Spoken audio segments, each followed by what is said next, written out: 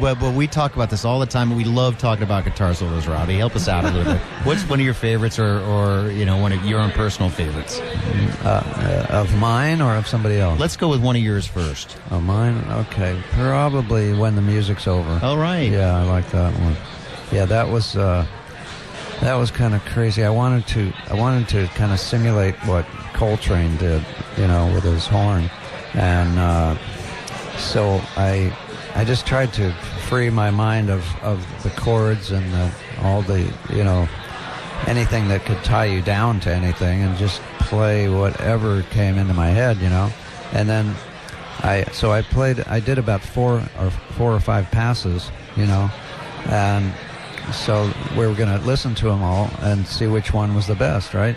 So by accident, Bruce Botnick, our engineer, he played two of them at once, and they seemed to work perfectly together. So that's what we used. Yeah, that's why it's such a weird solo, because there's actually two guitars at once. How about that? John Coltrane, who knew? Okay, so someone else's guitar solo. Ah, gosh, that's a tough one. One particular solo. I love that Van Halen one where he does that I forget what it's called. Is it Eruption? Yeah, Eruption. We just confirmed it. Yeah. He did, didn't he? Boy, that's such validation. It is total validation. We'll explain that a Who little else bit. said that? Well, we did. Oh, yeah, it's okay. Just a couple weeks ago. From Robbie Krieger. I think Van Halen is an underrated guitar. He really, he came up with a whole new thing, and a lot of people copy him, and he was the originator. He did, and thank you again for saying that. Give me one more great guitarist, modern-day guitarist, meaning from the 70s. Because it's too early to tell from those guys that are in the 90s or the 2000s. One guy that amazes me is Stanley Jordan. Have you ever seen him play? Is he a jazz fusion guy? Yeah, he is. And I saw him in Durham once a long time ago. He kind of plays tapping style like Van Halen, but different.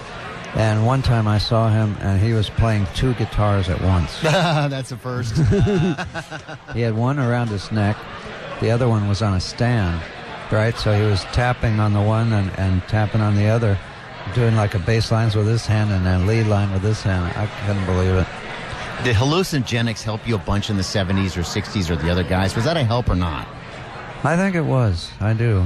I mean, you'd have to go back and not take them in order to find out really for sure. But how would you know? Yeah, exactly.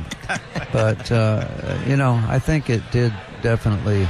It affected what we did. I don't know if it was good or bad, but I think it was good. And here you are today, probably a very happy man.